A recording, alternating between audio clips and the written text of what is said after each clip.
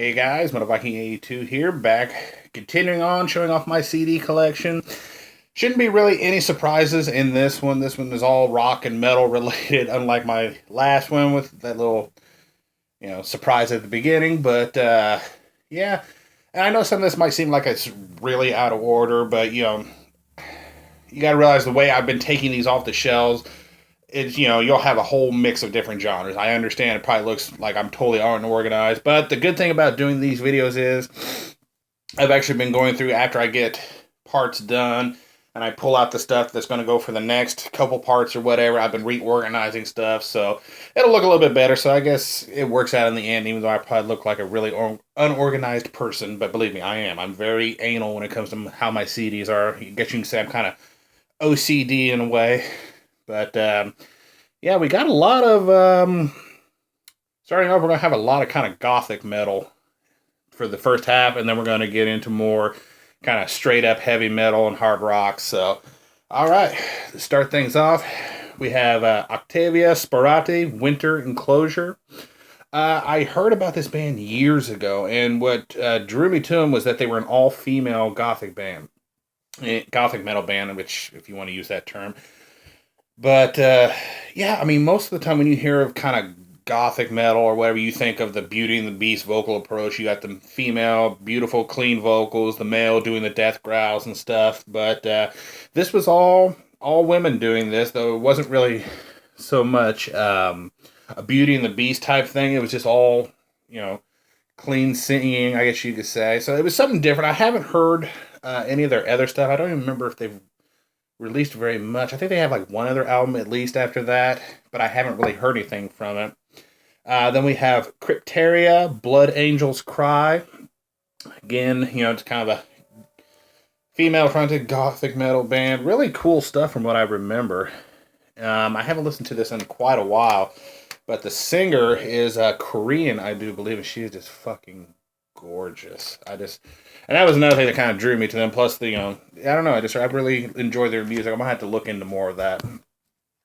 Next up, Leaves Eyes, Elegy. Don't really need to say much about Leaves Eyes. We have Vinland Saga, the Legendland MCD, or EP, whatever you want to call it.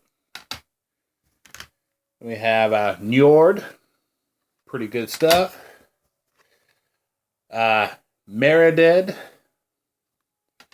and of course their latest one, King of Kings. This is the 2-disc kind of digibook. Really neat packaging, but I didn't like the way the discs were put in. So as you can see, got the white sleeves going, but it does have some pretty neat pictures in there. And I'm losing the other disc.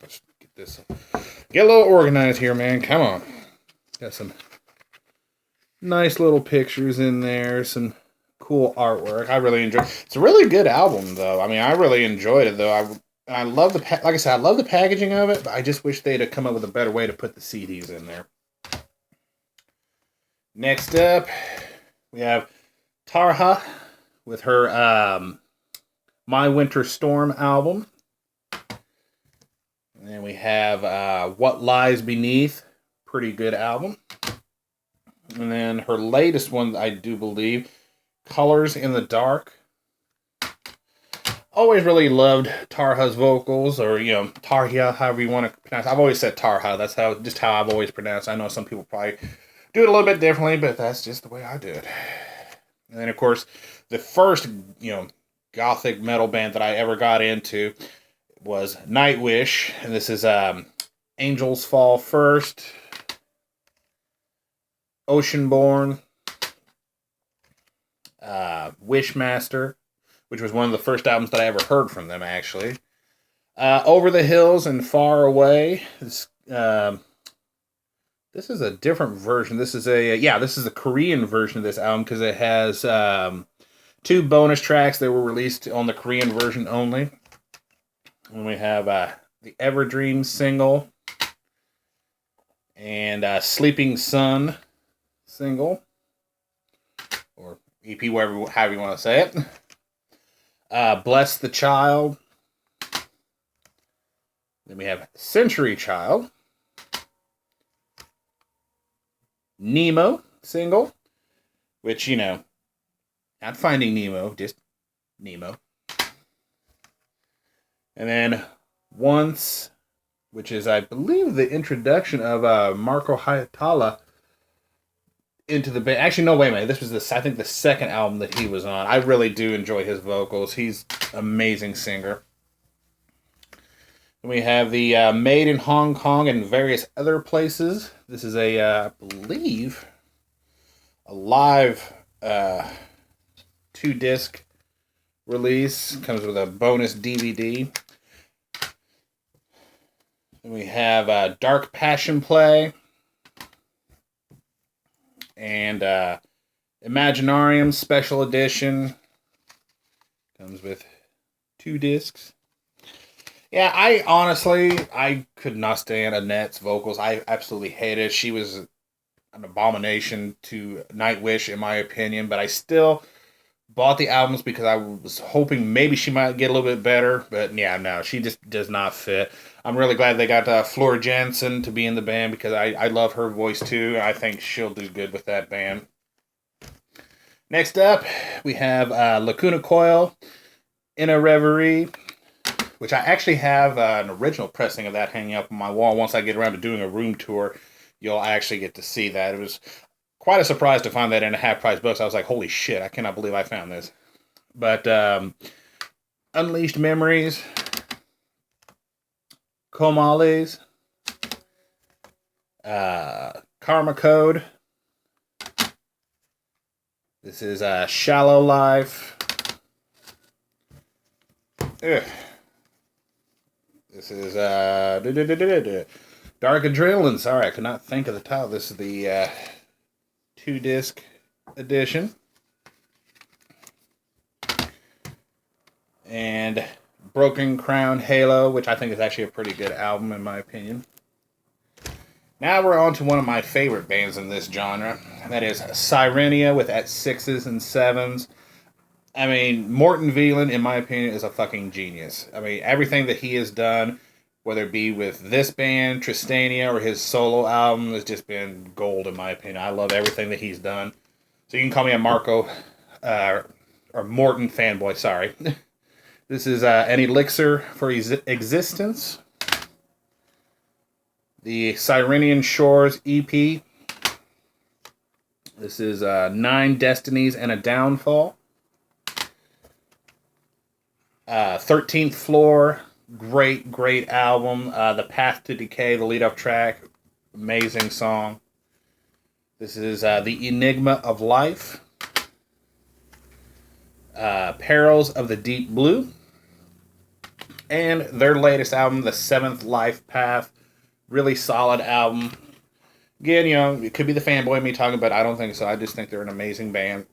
And then, of course, here's Morten's solo album, Mortemia Misere Mortem. I had been meaning to pick this up for a long time, and for whatever reason, just kept putting off, and I finally got it.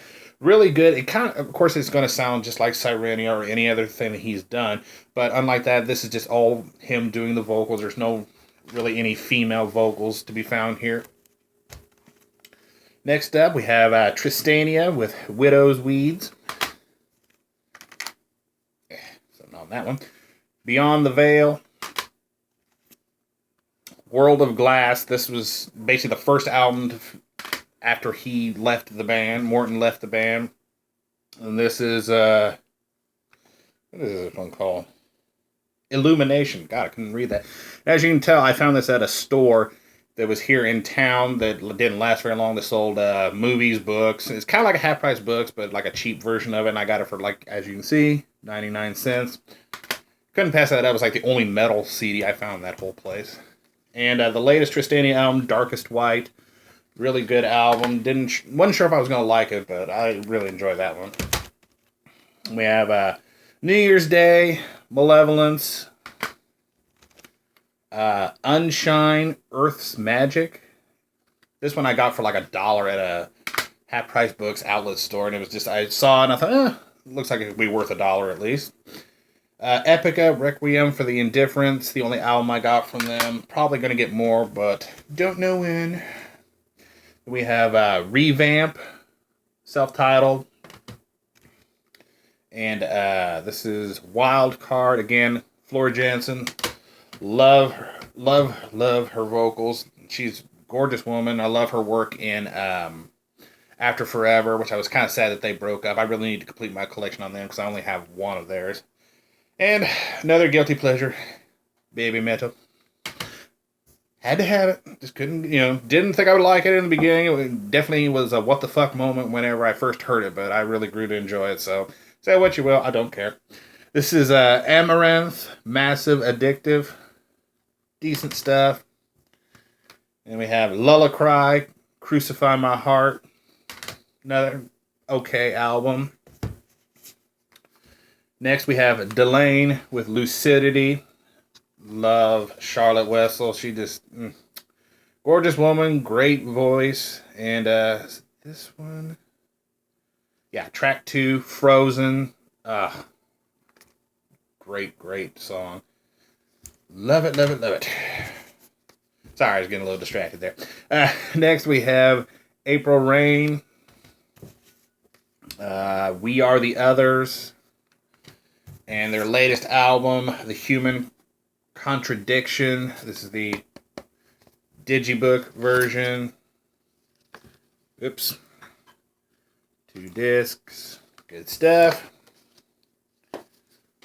Alright, now that we're done with all the kind of gothic-y metal stuff, let's get on to the more traditional kind of stuff. Alice Cooper, Killer. Love It to Death. This is $1 Billion Babies Deluxe Edition. Really neat packaging.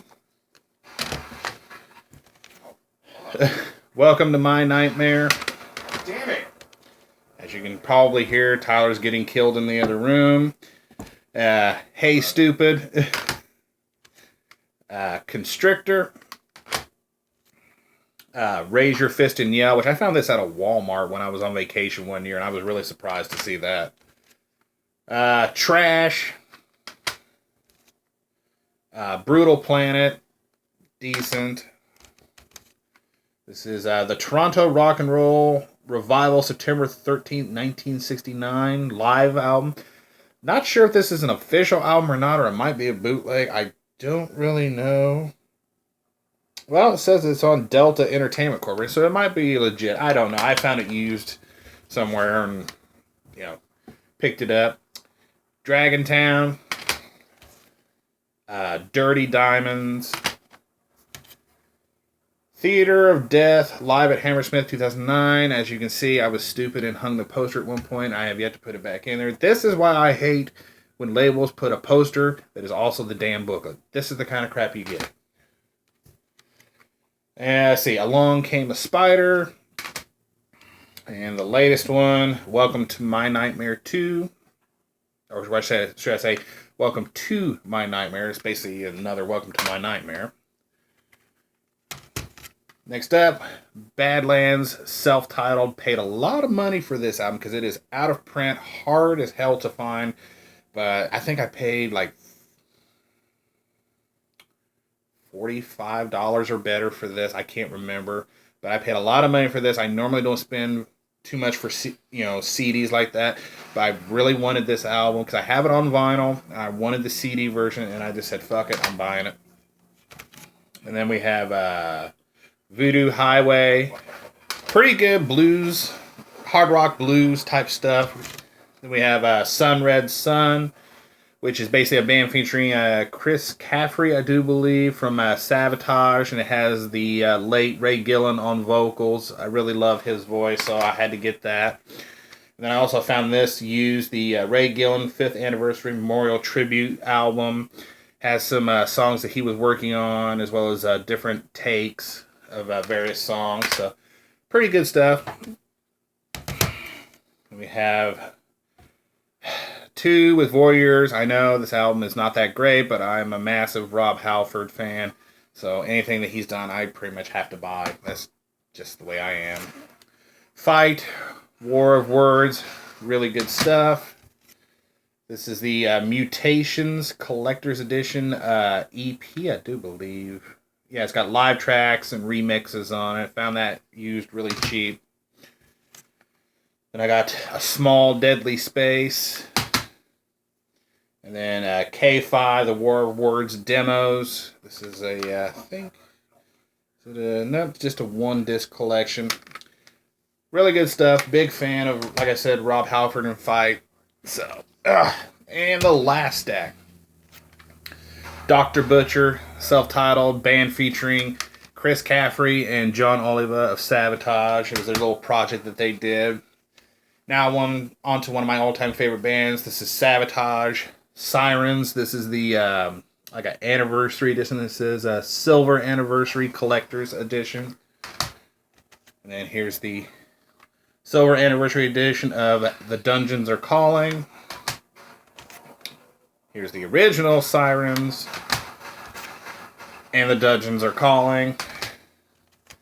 Power of the Night. Love that album cover. Fight for the Rock. Terrible, terrible album, but again, I'm a completionist. Probably my favorite, Hall of the Mountain King. Classic shit right there. I mean, come on. If you can't get into songs like Beyond the Doors of the Dark, Strange Wings, which features Ray Gillen on guest vocals there, and the title track, I mean, come on. This is Gutter Ballet. Streets, a rock opera. And then we have the last one to feature Chris Oliva on guitar before he was killed. And the first to feature is Zach Stevens on vocals. Edge of Thorns. Great, great album. A lot of good songs on here. Yeah, the title track alone is just worth that album in my opinion. Handful of Rain. Dead Winter Day. This Ghosts in the Ruins live album. Live in Japan. The Wake of Magellan, which is one of the first ones that I ever got from them. Really solid stuff. Definitely check out Turns to Me is a good song. Blackjack Guillotine. Paragons of Innocence. Yeah, those are definitely probably the best songs on that album. And the last one is Poets and Madmen. Really sad to see that they broke up, but you know, we've gotten stuff like Circle to Circle and John Oliva's Pain. Of course, Trans-Siberian Orchestra is doing good as well, so I guess that's why they decided to concentrate on that more than they did Savatage. So, but yeah, that is it for this part of this collection video. Thanks a lot for watching and subscribing, and until next time, stay brutal.